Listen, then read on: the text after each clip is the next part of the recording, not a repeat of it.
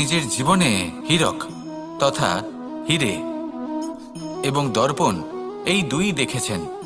এই দুই হলো সাদা এবং এরা দুজনেই আলোর প্রতিফলন ঘটায় এবং এরা দুজনেই উজ্জ্বল হয়ে ওঠে। আপনি হয়তো মনে মনে ভাবছেন যে এটা কি ধরনের তুলনা করছি। একটা হিরে তো রত্ন, তার মূল্য দর্পণের থেকে অনেক গুণ বেশি। কিন্তু হিরে থাকাতে দর্পণের মূল্য কিন্তু কোনো অংশে কমে যায় না, তাই না? মানুষ যখন হিরে নিজের হাতে নেয় তখন সবার আগে কি খোঁজে? দর্পণ, যাতে তার মধ্যে দিয়ে দেখে সে বুঝতে পারে যে সেই হিরে আদৌ তার শোভাবর্ধন করছে কিনা, তাকে ভালো দেখাচ্ছে কিনা, প্রসাধনের জন্য সেটা ব্যবহার করা ঠিক হবে কিনা। অর্থাৎ হীরের উপস্থিতিতে দর্পণের গুরুত্ব কম হলো না, দর্পণের কারণে হীরের মূল্য বোঝা গেল। আমাদের জীবনেও ঠিক এরকমই ঘটে। আপনারা যদি সংসারে নিজের আশেপাশে দেখেন, এমন অনেক মানুষ দেখতে পাবেন যারা নিজেদের ক্ষেত্রে মহান স্থানে পৌঁছেছেন, নিপুণ এবং শ্রেষ্ঠ হয়েছেন। আর তাদের মধ্যে আপনার নিজের মনে হয় যেন আপনি হলেন দর্পণ। নিজেকে ছোট মনে করবেন না। আপনার মূল্য কম হচ্ছে না, আপনার নিজস্ব মূল্য আছে। আর যদি আপনার অস্তিত্ব না থাকে তাহলে ওনাদের অস্তিত্বের মূল্য সংসার বুঝতেই পারবে না। জীবনে সবসময় চেষ্টা করবেন যাতে আপনি আরো বেশি শ্রেষ্ঠ হয়ে উঠতে পারেন। আপনি নিজে যে স্থানে আছেন সেটাকে ছোট মনে করবেন না, তারও নিজস্ব একটা মূল্য আছে। যদি আপনি হিরে হয়ে থাকেন তাহলে অহংকার করবেন না, যদি আপনি দর্পণ হয়ে থাকেন তাহলে নিজেকে ছোট মনে করবেন না। আসুন আর আমার সাথে ভালোবেসে বলুন, রাধা রাধা। মানুষ জন্মগ্রহণ করে, তার সাথে ভয়েরও জন্ম হয়। ছোটবেলা থেকেই আমাদের মনে কোনো না কোনো প্রকারের ভয় থেকেই যায়। কেউ এই বিষয়ে ভয় পায় যে তার কোনো বস্তু তার থেকে দূরে চলে যাবে। কেউ এই বিষয়ে ভয় পায় যে আমি নিজেকে হারিয়ে ফেলব। কেউ এই ভেবে ভয় পায় যে আমার প্রিয়জনেরা তারা যেন আমার থেকে দূরে না চলে যায়।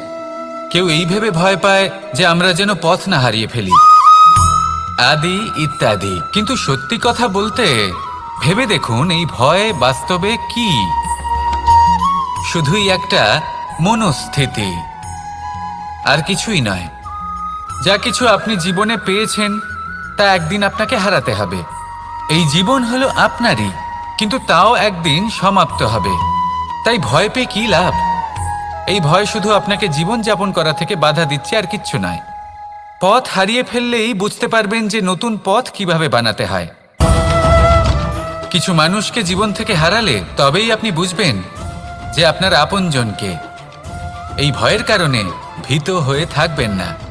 এই তারা নক্ষত্র অন্ধকারের অভাবে গুরুত্ব হারায়। শিবকেও মহাদেব হওয়ার জন্য বিষপান করতে হয়েছিল। প্রত্যেক পরিস্থিতি, প্রত্যেক সাফল্য আপনার পরীক্ষা নেবে, তাতে উত্তীর্ণ হওয়া হলো আপনার কর্ম। যখনই আপনি ভয় পাবেন বা সংকটের সম্মুখীন হবেন, তখন সাহসের সাথে তার সম্মুখীন হন। মনে রাখবেন, যে সম্মুখীন হতে জানে সাফল্য তার সাথে সবসময় থাকে। আসুন আর আমার সাথে ভালোবেসে বলুন, রাধা রাধা। এই সংসারে সব থেকে বেশি কোমল বস্তু হলো রেশম। এই রেশম এতটাই কোমল হয় যে এর পুরো একটা থান শুধুমাত্র একটা হাতে ধরা সম্ভব। কখনো ভেবে দেখেছেন এই রেশম কিভাবে হয়? একটি কীট তার লালার দ্বারা উৎপন্ন হয়। এই কীট সেই রেশমকে পাক দিতে থাকে, পাক দিতেই থাকে, আর আস্তে আস্তে তার মধ্যেই জড়িয়ে পড়ে। শেষে ওর এই সুন্দর অমূল্য সৃষ্টি রেশমের এই সুতো, তার নির্মাণ কার্য পূর্ণ হয়। কিন্তু তাতেই ও নিজে বন্দী হয়ে যায়। নিজেরই মায়াজালের এই বন্দী গৃহে নিজেই ফেঁসে যায়।